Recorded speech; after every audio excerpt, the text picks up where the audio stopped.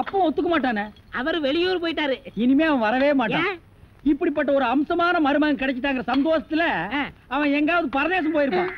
ஏய், நீதான் ஏற்கனவே குடும்ப கட்டுப்பாடு பண்ணி. நான் டாக்டர்கிட்ட கேட்டேன்னே, அவர் ஜாயின் பண்ணலாம்னு சொல்லிட்டாரு. நான் இங்க ஜாயின் பண்ணிட்டேன். அப்படியா? ஆமா. உங்களுக்கு சம்பள பாக்கி எவ்வளவு? சம்பள பாக்கி டேய், பாக்கிட்டே இல்ல அங்கேண்டா கை விடுற. பாக்கெட் இங்க இருக்கு. அது வெறும் பாக்கிட்டா? வீட்டுல வச்சுட்டு வந்துட்டேன். டேய், உயிரே போனாலும் சரி உன்கிட்ட நான் கை நீட்டி பணம் வாங்கிட்டு போவனடா. வேண்டவே வேண்டாம். இந்த வீட்டை நீ கட்டினாலும் சரி, இடிச்சாலும் சரி, இதுல நீ தொட்டி கட்டினாலும் சரி, தொட்டில் கட்டினாலும் சரி, சிமெண்ட பூசினாலும் சரி, செம்மண்ண பூசினாலும் சரி, நான் வர்றேன். பார், இந்த பொண்ணுக்கு 2 பக்கம் கண்ணை ஒட்டி இருக்கு. 2 செங்கல்ல வச்சு சிமெண்ட வச்சு அப்பி விடு. அப்படியே உன் வாய்க்கு கொஞ்சம் சிமெண்ட வச்சு பூசிக்கடா. வர்றேன். என்ன தேவையா? அதான் உங்க பையன் எந்திரிச்சு நல்லா நடக்க ஆரம்பிச்சாரா? உங்க தயவு தான் டாக்டர் ஐயா.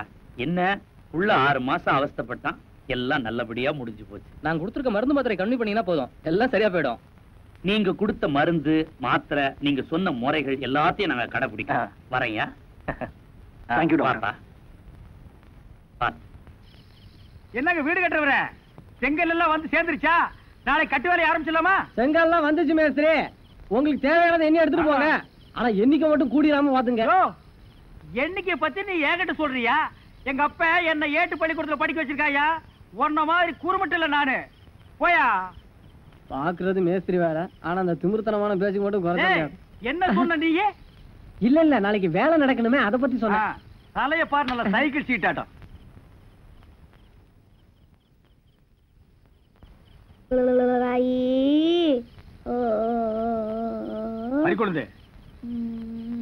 குழந்தை இப்படி படுக்க வச்சுட்டு வா. நான் செங்கல் ஒவ்வொன்னா எண்ணி தர்றேன். வாய் கீழே வைக்கிறியா? சரி வா.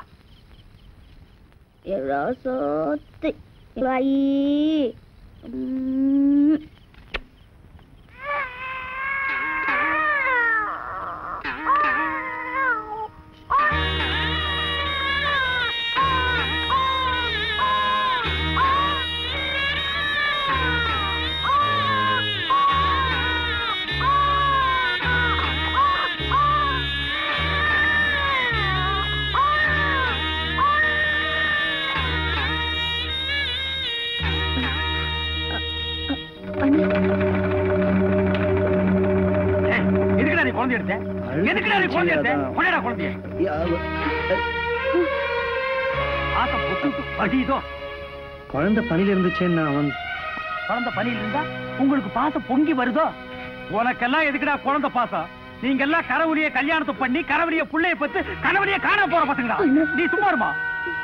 ஒரு தப்பையும் பண்ணிட்டு இந்த புள்ள கையில ஒரு குழந்தையும் கொடுத்துட்டு நிஜ வாழ்க்கைன்னா என்னன்னு தெரியாதுன்னு சொன்னவல்ல நீ. இதுக்கு பேர் தான் நிஜ வாழ்க்கை. சும்மா இருமா. இவங்க எல்லாம் குழந்தை எடுத்துட்டு போய் மரவரை கழுத்து வச்சு கொண்டாலும் கொண்டு விடுவானுங்க. எங்க வாரிசு உரிமைக்கு வந்து பயம். இங்க நிக்காதடா. போடா போடா போடா. ஏன் கணக்கு இந்த தேவர் மாவையன் தேவதாஸ் மாதிரி தாடி வளர்த்துக்கிட்டு இருக்கான்? தம்பி, பய பாக்கிறதுக்கு தான் ஊமை, ஆனா பண்ற காரியம் எல்லாம் ஊமை குசும்புத்தானம். இந்த கோர்ட்ல கொலை பண்ணிட்டு சுய நினைவு இல்லாம பண்ணிட்டேன் அப்படின்னு சொல்லி தப்பிச்சுக்கிறாங்களே, அதே மாதிரி ஒரு பொண்ணை கெடுத்துட்டு சுய நினைவு இல்லாம கெடுத்துட்டேன் அப்படின்னு சொல்லி தப்பிச்சுக்கிட்டான். ஆமா ஆமா, இவன் எங்க தப்பிச்சான்? அவன் எல்லாம் இவனை ஒதுக்கி வச்சுட்டா. டேய், மறி குழந்தை மத்தள மாதிரி எப்படி வாச்சாலும் சத்தம் வரும். தம்பி, சத்தம் எல்லாம் வந்துருச்சு, ஆனா அந்த சத்தத்துக்கு யார் காரணம் அப்படிங்கறதான் தெரியல. என்ன கணக்கு சொல்ற? குழந்தை சத்தத்தை தான் சொல்றேன். இப்போ அந்த சத்தத்துக்கு காரணம் இவன் தான் வச்சுக்க. மறி குழந்தை இந்நேரம் இவனை சேர்த்திருக்கணுமே. பல பேர் வாச்ச மாத்தலாம் இல்ல, அதுல அந்த பழனவன் யாருங்கிறதுல அவளுக்கே குழப்பமா இருந்துச்சு.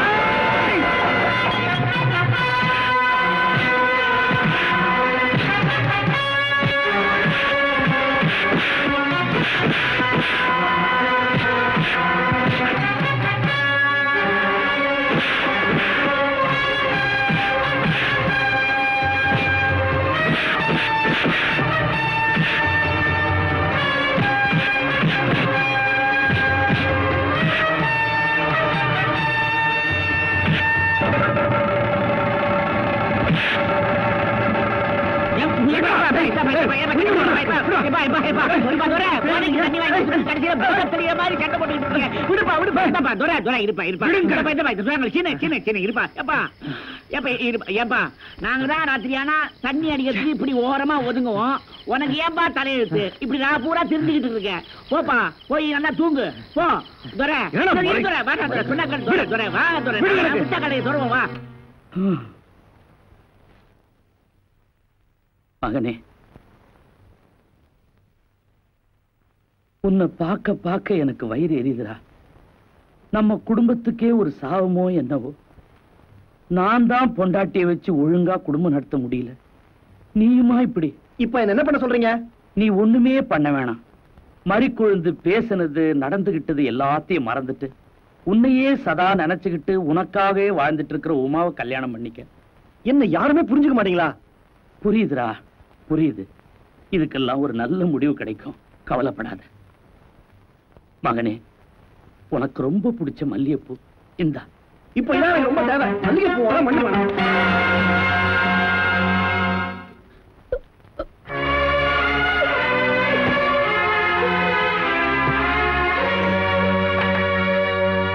உமா, உமா, நான் சொல்றத கேளுமா. நீங்க ஒண்ணும் சொல்ல வேணாம்.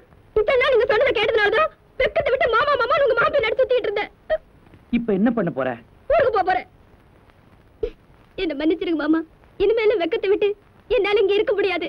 சின்ன வயசுல இருந்து நான் மாமா மேல உசிரியை வச்சிருந்தது உண்மைதான். அதனாலதான் இத்தனை நாள் அவர் அவமானப்படுத்தினதெல்லாம் தாங்கிட்டு இருந்தேன். இனிமே என்னால தாங்க முடியாது. நானும் ஒரு சராசரி பொண்ணுதான் மாமா. அவர் என்ன கட்டிக்கலங்கிறதுக்காக நான் ஒண்ணு செத்து போயிட மாட்டேன். நீங்களாச்சு உங்க மகனாச்சு ஆள விடுங்க சாமி. உமா, பொறுத்ததான் பொறுத்த. இன்னைக்கு ஒரு நாள் மட்டும் எனக்காக பொறுத்துக்க. விடியறதுக்குள்ள இந்த பிரச்சனைக்கு நான் ஒரு முற்றுப்புள்ளி வைக்கிறேன்.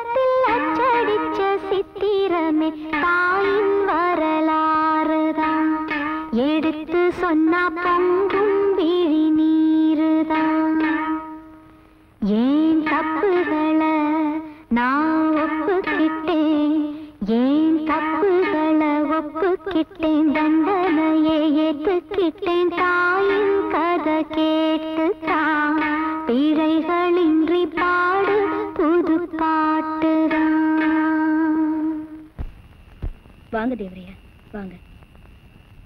என்ன விஷயம்? சொல்லி அமைச்சிருந்தா நானே வந்திருப்பேனே. ஒண்ணு இல்ல மறிக்கொழுந்து, அன்னைக்கு ஏன் கல்யாணம் வேணான்னு சொன்ன?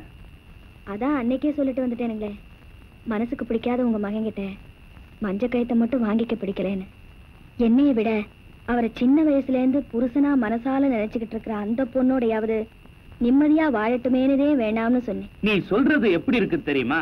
உண்ணாவிரதம் இருக்கிறேன்னு ஊரு பூரா சொல்லிட்டு ஒளிஞ்சு இருந்து பால் பழம் சாப்பிடுற மாதிரி இருக்குது உன் கதை. புரியலையே. கல்யாணமும் வேணாங்கிற, அவங்க வேற சந்தோஷமா வாழணும்னு சொல்ற. நீ இந்த ஊருக்குள்ளேயே இருந்தா அவங்க எப்படி சந்தோஷமா வாழ்வாங்க? ஏன் நான் என்ன பண்றேன்? நீ ஒண்ணுமே பண்ணல. இதே ஊர்ல இந்த குழந்தையோட நீ இருக்கிறத பாத்துக்கிட்டு அவன் எப்படி அந்த பொண்ணு கழுத்துல தாலி கட்டுவான்? அதுக்கு நான் என்ன பண்ணணும் சொல்லுங்க. நீ ஒண்ணுமே பண்ண வேணாம். அவங்க ரெண்டு பேரும் சந்தோஷமா வாழணும்னு மனசார நினைச்சினா இந்த ஊரை விட்டு போயிரு. அதுதான் உனக்கும் நல்லது. என்ன போய் வெளியூருக்கு போடினா நான் எங்க போவேன்?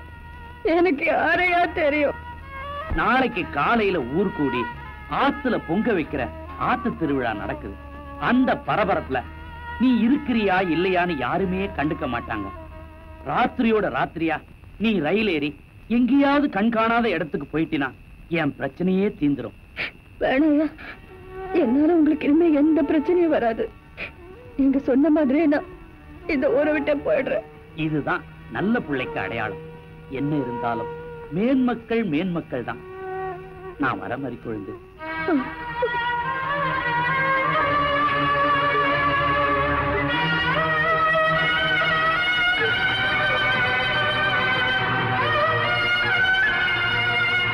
இவ்வளவு நேரம் அவர் பேசினதெல்லாம் நானும் கேட்டுக்கிட்டு தான் இருந்தேன். இப்போவாது உன் மனசை கொஞ்சம் மாத்திக்கம்மா. அனாவசியமா என் மகனை ஒரு பொண்ணுக்கு துரோகம் பண்ண பாவத்துக்கு ஆளாக்காத மாதிரி கொடுங்க. பாவம் செஞ்சது நான் தாம்மா, உங்க மக இல்ல. இதை பாரு, நீ பாவம் பண்ணியோ இல்ல அவன் பண்ணானோ, நீங்க 2 பேரும் பண்ண தப்புக்கு இந்த சிசுவை ஏன் அனாதையாக்குறீங்க? அது அதோட தலை விதி. விதியாவது விளக்கமாறாவது. இதுக்கெல்லாம் காரணமே உன் வரட்டு பிடிவாதம் தான். டீச்சர் அம்மா, நான் உங்களுக்கு என்ன பாவம் செஞ்சேன்? உங்க புருஷன் வந்து ஊரை விட்டு போயிருன்னு சொல்றாரு, நீங்க போகாதேங்கிறீங்க. ஏன் என்னை எப்படி வாழவும் விடாம சாகவும் விடாம சித்திரவதை செய்றீங்க? என் வாரிசை கையில வச்சுக்கிட்டு இருக்கிற உன்னை வாழ வைக்கணுங்கிறதுக்காகத்தாம்மா நான் உங்ககிட்டயும் அவங்ககிட்டயும் மாத்தி மாத்தி போராடிக்கிட்டு இருக்கேன். இடையில இந்த மனுஷன் வேற வந்து ஏடாகுடம் பண்ணிட்டு இருக்காரு. அம்மா, உங்களை கையெடுத்து கும்பிடுறேன், தயவு செஞ்சு இங்க இருந்து போயிருங்க. மறிக்குழந்து, நான் சொல்றத கேளுமா. இப்போ ஒண்ணு குடிமொழிக்கு போயிடல. உன் கழுத்துல நான் அவனை தாலி கட்ட வைக்கிறேன். வா அம்மா என் கூட. நீங்க நினைச்சா கட்டிக்கிட்டு வேண்டான்னு அவுத்து வைக்கிறதுக்கு தாலி என்ன அருணா கயிறுன்னு நினைச்சுக்கலாமா? இத பாருங்கம்மா, உங்க புருஷனுக்கு நான் இந்த ஊரை விட்டு போறதா வாக்கு கொடுத்துட்டேன். இனிமே நீங்க என்ன பேசியும் பிரயோசனம் இல்ல. தயவு செஞ்சு என் மனசு மாத்திரலாம்னு மட்டும் நினைக்காதீங்க. போயிட்டு வாங்கம்மா. உங்க நல்ல மனசுக்கு உங்க மருமகளா வாழ கொடுத்து வைக்காத பாவி நான்தேம்மா. சத்தியமா இது நடக்காது. தயவு செஞ்சு போயிருங்கம்மா.